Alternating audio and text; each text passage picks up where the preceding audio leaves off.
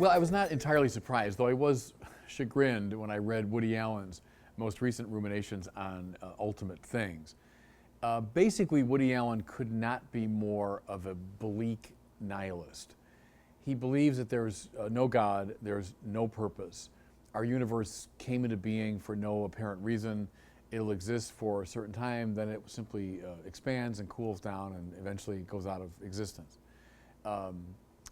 Human beings have an equally meaningless status. He said every, let's say roughly 100 years, another group of human beings is flushed away and a new one comes along. They too will be flushed away in 100 years. In the grand scheme of things, every great work of art, everything from Leonardo and Michelangelo to the best movies, they'll all disappear when the earth is incinerated. So there's no purpose to any of it, no meaning. Why does he make movies, a movie roughly every year? And he said very frankly, well, it's to produce diversions.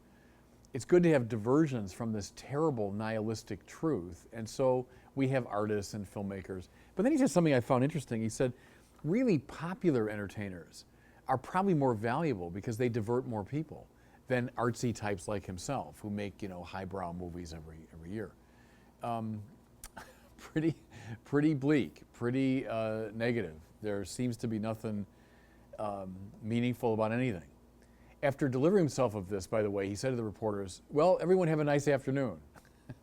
That's all he's got to offer. What struck me when I read that was it's a limit case of what Charles Taylor, the great philosopher, would refer to as the buffered self. So modernity is marked by what he calls this buffered self, meaning a self that is protected from any connection to the transcendent. It's utterly closed in on itself. It lives simply in the world of ordinary experience and no link to the transcendent. The contrast is to classical medieval thought, which had the porous self. That means a self that was open to transcendence. It was accessible to a higher dimension. See, and there's the great battle in some ways. Woody Allen, if you want, is the limit case of the modern buffered self. Over and against this more spiritually open understanding of the self. Classical people, Aristotle, Plato, up to Thomas Aquinas, they knew the truth of what Woody Allen is talking about. I mean, they knew that, eventually all human beings die. Eventually all our great works of art fade away. Thomas Aquinas referred to the whole universe as made up of contingent things. That means things that come into being and pass away. So he knew all that, but he felt there were clues within the contingent world of a higher world. There were indications of a transcendent dimension. I'll give you two that you find in classical thought. And I think deep down you find in Woody Allen's movies, but I'll get there. Here's the first one, beauty. Go back, way back now, to one of Plato's great dialogues called the Symposium. And there's a speech given in the Symposium by a woman philosopher named Diotima. And she gives a speech that has had a huge impact on Western culture. She says that the experience of a beautiful thing or object or person or face does not end with that experience.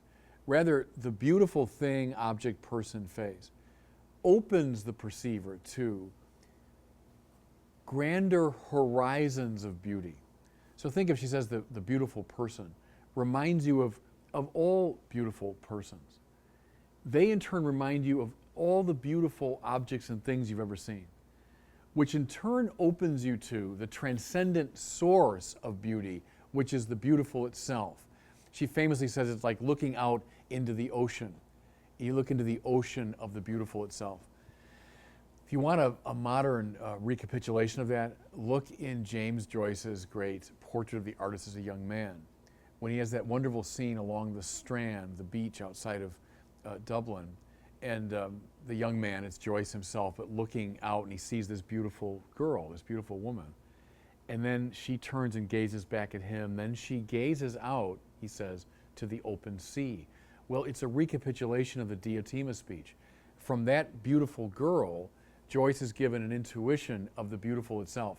We know this because at the end of that experience, the character in the book says, "Oh, heavenly God." See, and that's the porous self, if you want, using the beautiful as a route of access to the transcendent.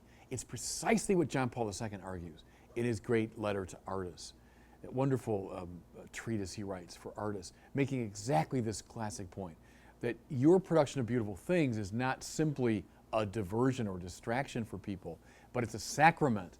It's a sacrament of a higher world. Here's the second classic route of access, through morality.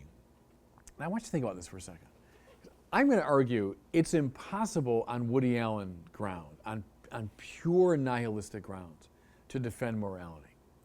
What I mean is, look, there's no God, there's no purpose, there's no meaning. The universe is just going to fade away.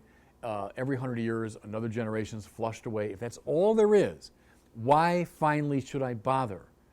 Why should it bother me that there are people being oppressed right now in the Middle East? Why should it bother me that people are dying of diseases? Why should the suffering of anyone make a moral demand on me if there is no ultimate ground to morality? Why don't I just say, hey, tough luck, glad that I'm doing well. We're both just going to be flushed away in a few years. Who cares? And the universe looks on with utter indifference. See, on those grounds, I don't see why morality should matter. Here's the truth of it, and it's witnessed to by the great souls and thinkers and minds over many, many centuries. In point of fact, the demand of morality is a link to the eternal.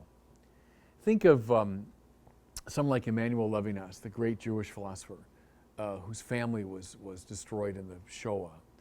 Levinas says that the face of one suffering person is not just that person suffering and making a moral demand. Rather, through the face of that one person comes the face of God. Now, see, he's operating out of a biblical perspective, isn't he? Where the suffering of one person cries out to heaven, literally. The suffering of one person makes an unconditioned demand on us, which links us to the eternal ground of morality. On purely nihilistic reading, why would you bother? But the very fact, I'll flip the argument around, the very fact that we do feel this extraordinary moral obligation. Think here of a Christopher Hitchens. I've said this before. Hitchens had extraordinary moral indignation. And I say it to his credit. He has a certain sense of moral obligation. That is a link, in fact, to the eternal, if you follow it all the way. Just as Diotima looks out to the ocean of the beautiful itself, so the moral demand compels us to look out to the ocean of the unconditioned good, who is God. Now here's something Woody Allen that I find interesting. If he's being consistent, then there are two of his movies that are really disturbing. And they're two good movies, by the way, movies I really like. One is called Crimes and Misdemeanors, I think from the 1990s, maybe 80s. The other one is more recent, Match Point. In both those movies, you've got a privileged person with a lot of money and social status who commits a terrible crime. It's really the same crime in both cases, a woman who's become problematic to them. And a terrible crime's committed. Both characters feel a certain remorse, but then they get over it. They manage to outmaneuver the police, and the police forget about it, and life goes on. And the movies end with no justice, no retribution, no price being paid. That is a disturbing face of this moral nihilism. You know, hey, I committed a terrible crime because it benefits me. Police don't catch me, no one finds out about it. Great, great. That is morality on purely nihilistic grounds. Now, let me just close with this, because Woody Allen, obviously I radically disagree with this vision of things that he lays out. At the same time, though, I think his movies themselves, many of which are very fine, many of which I very much admire, I think have hints of both the beautiful and the moral as connections to the transcendent. In some ways, I'd say don't listen to the auteur, watch the work, that the work might be telling a deeper truth than the author himself is telling. But this is a battle of meta-narratives. The nihilistic, buffered self versus the porous self, which is open to transcendence. It's one of the great fault lines in our culture today.